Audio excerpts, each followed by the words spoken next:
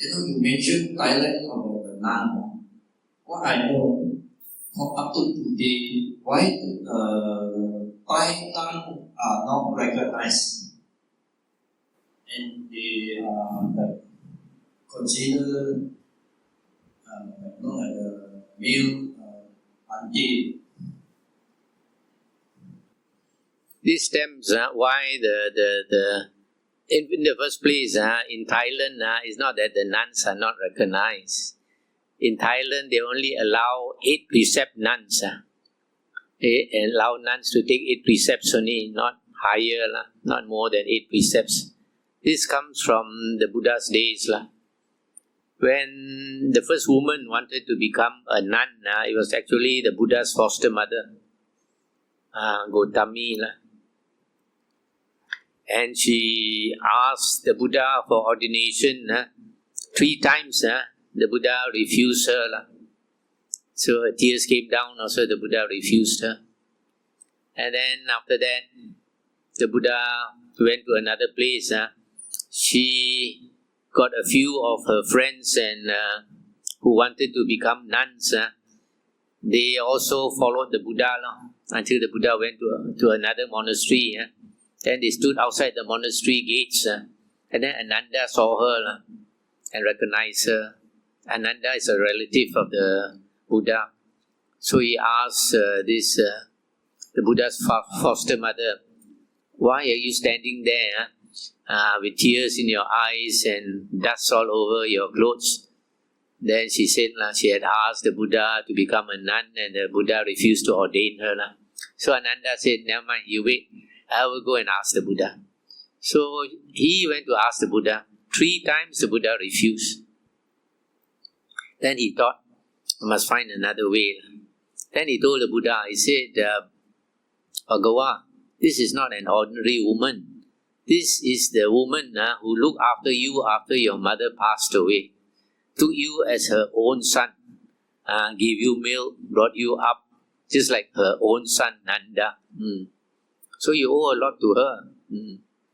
Then because of that, Buddha said, "Okay, if she will accept 8 conditions, then she can become a nun." Well, these 8 conditions, I've forgotten all of them, but one is like, even if a nun is ordained 100 years, when she meets a monk, even ordained for 1 day, she must pay respect to the monk. Another one, she cannot criticize a monk, cannot scold a monk. A monk can scold a nun. Another one, during the rainy season, she must stay in a place where there are monks. Another one, every 2 weeks, she must go to the monks and ask for a teaching and for the date of the Uposatha, the recital of the precepts. And then various other conditions. So Venerable Ananda told Venerable Gautami and she accepted those conditions. Then after that, the Buddha said she's considered a nun.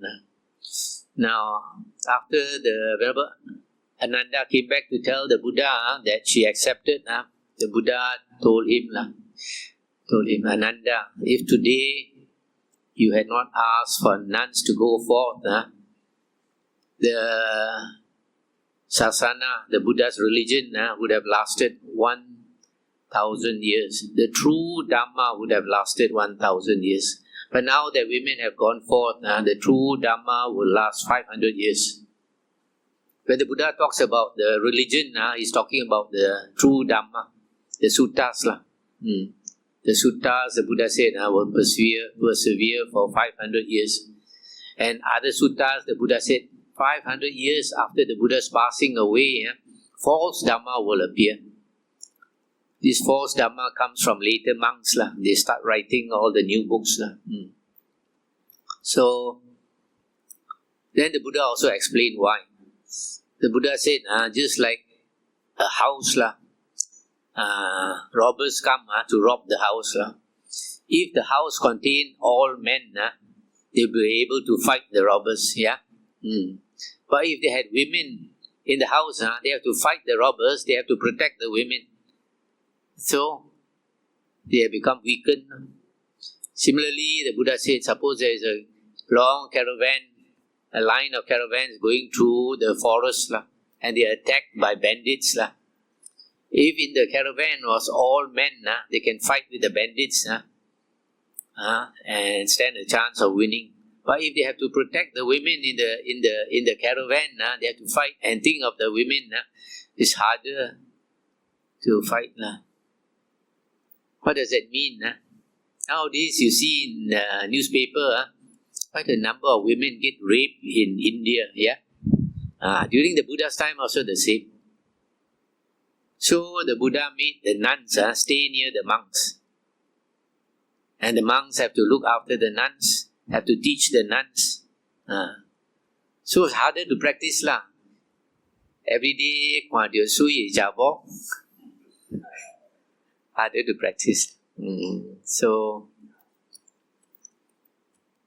that's why you find a lot of monks disrobe because of a woman, and some women disrobe because of a man. So that's the reason now. So because the Buddha objected to women going forth, that's why now in Thailand and Myanmar and Sri Lanka, the Sangharajas, they object. But even though like in Thailand, the nuns only take 8 precepts, Long Po Sumedo, when he was in UK, in his Amaravati, he allowed nuns to receive 10 precepts and wear the robe just like the monk. So, for example, if a lady wants to ordain in our monastery, as an abbot, I can give her 8 precepts or 10 precepts because we are outside of Thailand. But whether it's a monk or a nun, if a person wants to ordain, he has to stay at least 2 years before he gets the higher ordination. Any other question? Nearer. I heard from a friend saying that it's Nearer. easier for lay people to get enlightenment than compared to devas. It's easier for lay persons, that means humans, to get what? To get enlightenment compared to devas. Don't talk about enlightenment because enlightenment is very difficult. There are 4 types. There are 8 types of Arya. First path, first fruit, second path, second fruit, third path, third fruit, and fourth path, fourth fruit. But once you get the path in the same lifetime, it turns to fruit. So you can also consider there are 4 types of Arya. The first fruit, second fruit, third fruit, and fourth fruit. Sotapanna, Sakadagamin, Anagamin, and Arahant. Okay? For lay people, it's almost impossible to get the second fruit. Why? Because the second fruit, you need jhana, either the first or the second or the third jhana. And jhana is very difficult to get. But nowadays, there are some monks who teach that it's very easy to get jhana.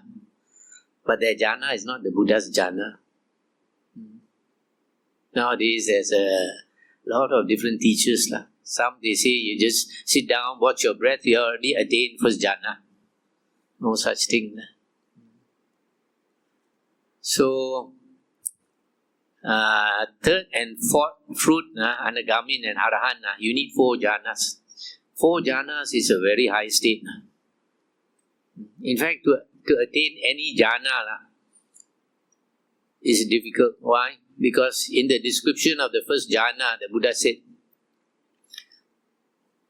aloof from sensual desires, aloof from unwholesome states. A monk enters and abides in the first jhana.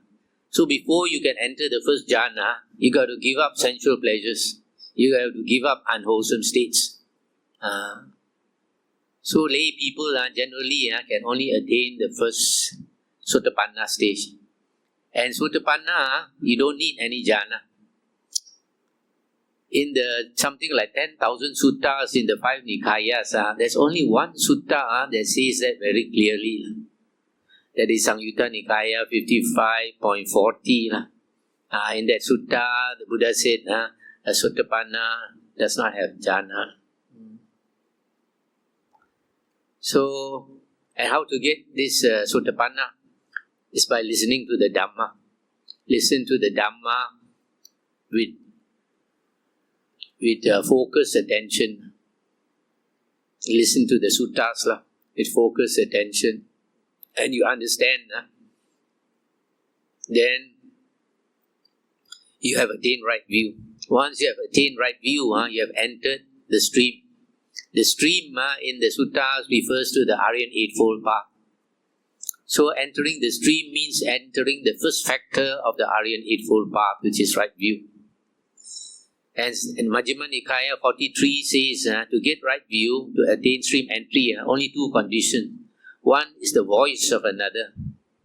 The second condition is yoniso manasikara. The voice of another means somebody teaching you the true Dhamma. If you listen to false Dhamma, later books, you can never get. If you meditate, also can never get. Must listen to the true Dhamma, the original suttas. And yoniso manasikara is focused attention. When you listen with focused attention, there's a sutta that says at that time the 5 hindrances are eliminated. Short term. You don't have the 5 hindrances obstructing you, and you have the 7 bojjhanga at that time. Then you can understand. So for lay persons, it's not difficult to get Sotapanna. And it's the same with devas. But for higher stages, devas, they won't get. Why? Because life is so good in the heavenly realm. Every day, enjoy. Where I want to practice? You practice only when you get slapped by dukkha. And dukkha slaps you, then you start asking, why? For example, when you get cancer, then you say, why me? You start asking, If you don't get dukkha, you don't see dukkha, you don't want to practice one.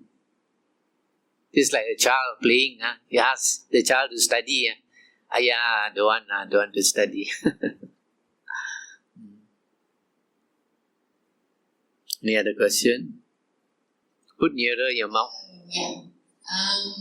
It is said that if we offer dana to an arahant monk versus, say, a new monk, that one would achieve more merit offering dana to the arahant monk. Why? Why is it so? Because if you give dana, you give an offering to a virtuous person, he benefits more people. So you are indirectly benefiting more people. If you give money to a drug addict, he's not going to benefit anybody, and he's not going to do good for himself by taking more drugs. So there is a sutta that says, if you make an offering to an animal, you should expect to get back 100 times what you gave to that animal. If you give to an immoral, ordinary worldling, a putujana, somebody who is going endlessly and the round of rebirths, and he's immoral, does not keep the sila, still you will get back 1,000 times what you gave him. Okay? Now you give to a virtuous, ordinary worldling, you expect to get back 100,000 times what you gave to that virtuous, ordinary worldling, putujana. 100,000 times. And if you give to an external sect recluse, free from lust for sensual pleasures, that means an external sect For example, yogi who has attained jhana, you can expect to get back the vipaka 100,000 times, 100,000 times, so much. And then if you give to a first path attainer, a stream person has attained stream entry, the vipaka, the result is immeasurable repayment for your gift, immeasurable. That is the first path attainer. But if you give to a 100 first path attainers, the blessing or the merit is even less than giving to one sotapanna, first fruit attainer. And then you give to 100 sotapanna, first fruit attainer, the blessing, the merit is even less than giving to 1 second path attainer. And then you give to 100 second path attainers, the blessing is less than giving to 1 second fruit attainer. Similarly, you give to 100 second fruit attainer, the merit is less than giving to 1 third path attainer. And giving to 100 third path attainer, the blessing is less than giving to 1 third fruit attainer. And giving to 100 third fruit attainer, the blessing, merit is less than giving to 1 fourth path attainer. And giving to 100 fourth path attainer, the blessing, the merit is less than giving to 1 arahant. So you see, the Buddha is very systematic and very detailed one. Last time I was studying Hinduism for 4 years, and some of the Hindu yogis may have been Pacheka Buddhas. Some of the things they say is very profound, but they cannot explain in detail, or they don't want to explain in detail. Pacheka Buddhas, they know as much as a Sama Sambuddha, but they refuse to teach.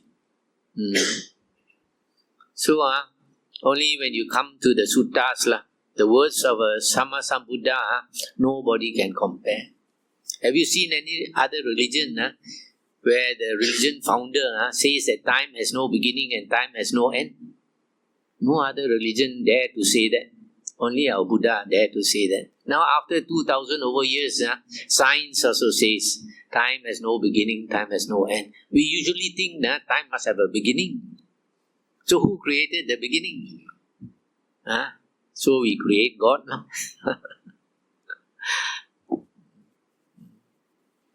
Any other thing? Bhante, I want to ask you, how is the rebirth taking place now? Is it the Gandhava is fertilized egg on the mother and father get together and fertilize the rebirth taking place? You're talking about rebirth in the womb. In the womb. Yeah, something like that. Because there are 4 types of rebirth: egg-born, womb-born, water-born, and direct transformation.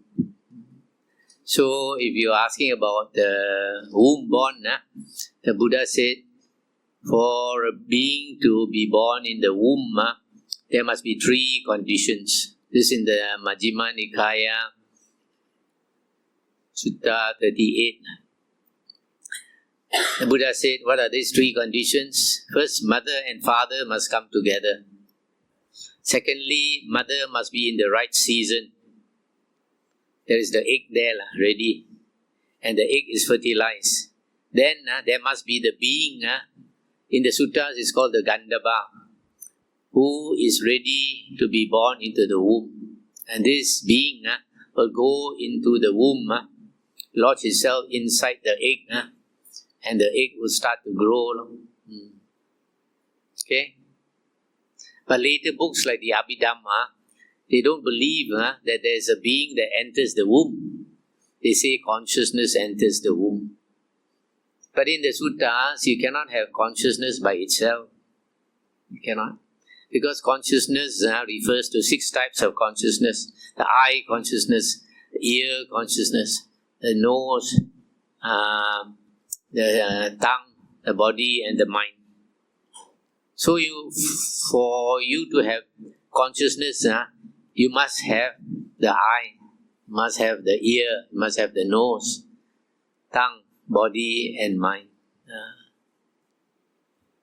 Because consciousness comes from these 6 organs. Without the eye, you cannot have seeing consciousness. Okay? Say again. Gandhabba is a later books. Gandhabba is called the intermediate body. It's also 5 khandha.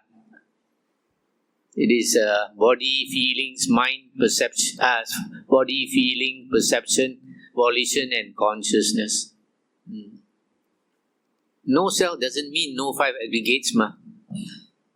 No self means there is no thing that is permanent, everlasting. That's all. So if there is no self, how come you have a body?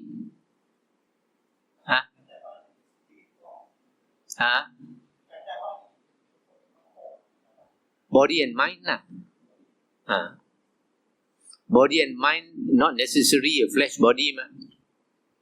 When you have passed away, you can be reborn in 5 realms. Okay? Heaven, human being, ghost, animal, and hell being. Okay? Of these 5, you see carefully, only 2 have got flesh body. Human being and animal. 3 of them don't have flesh body. So now you ask, how can they exist? They have a spirit body, not necessary that you must have a flesh body. A ghost has a body, only you can't see. But there are some people can see. Dogs can see a ghost. Can't hear you, Bhante, I want to ask again. When we die, we think about karma, but is it instantly reborn or got a waiting period or something like that? Okay. This rebirth, whether it's instantaneous or have to wait. Firstly, if you are going to be reborn in heaven, it is instantaneous. If you are going to be reborn in the womb, in the human birth, you have to wait. Just now I mentioned the 3 conditions. If you are going to be born as a ghost, instantaneous. If you are going to be reborn as an animal, you have to wait. Because you have to go into the womb. If you are going to be reborn in hell, it's instantaneous. In the suttas, in the Majjhima Nikaya, it is stated, if your karma is so bad that you are going to be reborn in hell, the moment you die, the hell beings will come up and drag you down to hell. Okay? Now, you ask yourself, what are they dragging? They don't want to drag your smelly corpse, So what are they dragging? They are dragging what comes out from your corpse. That is the soul. A lot of monks, they don't investigate properly. They say there's no soul. Who says there's no soul? The Buddha did not say there's no soul. The Buddha said there is no atta, there is no thing that is permanent, everlasting. The soul, the Buddhist soul is not permanent, it's not everlasting. Only the Christian soul is permanent. The Muslim soul is permanent. Not the Buddhist soul. If you look into I also used to think that as in Buddhism we don't have a soul because we have the wrong concept that a soul means something that is permanent and everlasting. But if you look into the Oxford English Dictionary, it says that the soul is the spiritual part of man, often assumed to be everlasting. This only assumed to be everlasting. It's not necessary that it is everlasting. Only some religions assume that it is everlasting. So the soul is a spiritual part of man. It is not your body, We tend to think that the flesh body is the self. The flesh body is only a shell. You are residing in that shell. And that you are inside, that soul is changing according to your mind, according to your character. A lot of people are not familiar with the suttas. They don't know some of the important suttas, like the Buddha said. Among his various types of psychic powers, the Buddha has one type of psychic power where he can withdraw from the top of his head a mind-made body. This in Hinduism is called the astral body. Why do the Hindu yogis talk about astral body? Because they have psychic powers. They have psychic powers they can see. So, sometimes like certain monks, like Venerable Moggallana, after he became a disciple of the Buddha, he was striving for enlightenment. Every night he refused to sleep. But because he refused to sleep, he was overtired. In the middle of the night, sitting very straight also he falls asleep. So the Buddha knows. So the Buddha went to him in this mind-made body, came out and woke him up. Woke him up and then he got a shock. The Buddha said, this body that came out from his head is golden colored and look like his physical, like his flesh body. So he put on further effort. And then the second night, he struggled, the same thing, fell asleep, the Buddha went to him. Third night, the Buddha went to him. Fourth night, the Buddha went to him. He kept on struggling until 7 nights, he became enlightened. Without the Buddha coming to him every night, he would not have become enlightened so fast. So you see, in the suttas, there is evidence of this astral body. Also, I mentioned, the Buddha said that this spirit body that I mentioned, Gandhabba, goes into the womb. If this spirit body did not go into the womb, the egg will not grow. So it's like nowadays, we have chicken farms. A lot of chickens give eggs. Yeah, they lay eggs. The eggs will not develop into a chicken. Why? Because it's not fertilized. Only when it's fertilized, it will develop. So there's another sutta. And then another sutta, the third one, is that the Buddha talked about 4 types of beings that enter the womb. The Buddha said there's one type of being that enters the womb unknowing. Blur, enter the womb. Stay there also unknowing. Blur. Comes out also unknowing. The second type of being, he enters the womb knowing. Knows when he enters the womb. But he stays in the womb unknowing. Comes out also unknowing. The third type, he enters the womb knowing, stays there knowing, then comes out unknowing. The fourth type, the Buddha said, like himself, he went into the womb knowing, stayed there knowing, came out also knowing. The mind is so clear, so strong, that is conscious all the time.